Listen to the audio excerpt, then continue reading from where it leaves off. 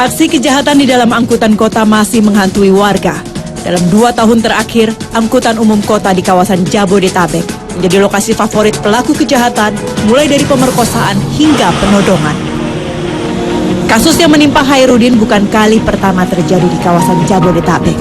Masih di penghujung tahun 2012, aksi perampokan dan ancaman pemerkosaan juga menimpa salah seorang penumpang taksi. 2 hari sejak kejadian, pelaku akhirnya bisa dibekuk polisi di rumah kontrakan temannya di Tangerang, Banten. Sejak kasus perkosaan dalam angkot yang menimpa pedagang sayur pada tahun 2011, sejumlah kasus kejahatan dalam angkot dan moda transportasi lain seperti cerita bersambung, berulang, dan kerap kali terjadi. Masih di tahun 2011, tindak kejahatan perampokan dan perkosaan dalam angkot menimpa seorang mahasiswi swasta di Jakarta Barat.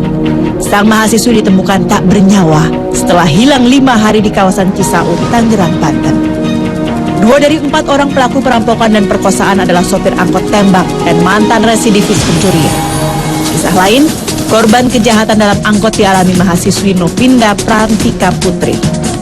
Saat sopir angkot yang harusnya membawanya menuju kampus mengarahkan mobilnya ke jurusan lain. Saat Novin minta berhenti, sang sopir malah melajukan kendaraannya dengan kencang. Novi pun akhirnya nekat melompat dari angkot dan mengalami luka di kepala. Panik jadi aduh gimana caranya biar bisa keluar dari angkot, akhirnya lompat deh.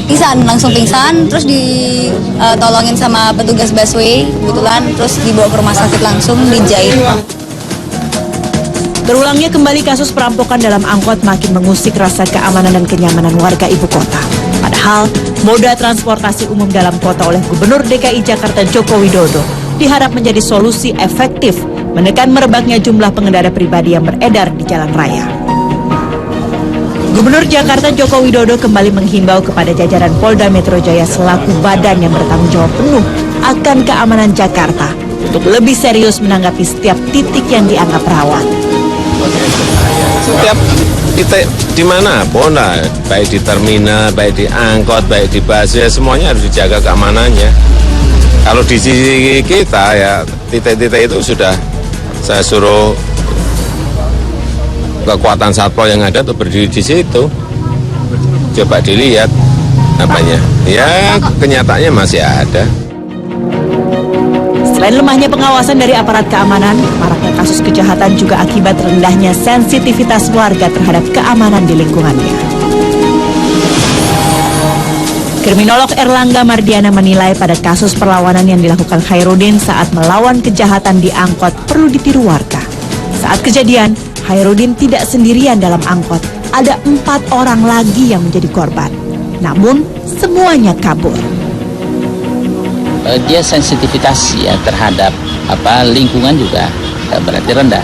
Mestinya ketika dibela itu dia lebih merasa bahwa dia mendapatkan support ya, dia lebih sensitif lagi dan juga mestinya dia paham ya kalau terjadi sesuatu terhadap para pembelanya itu mestinya dia bertanggung jawab.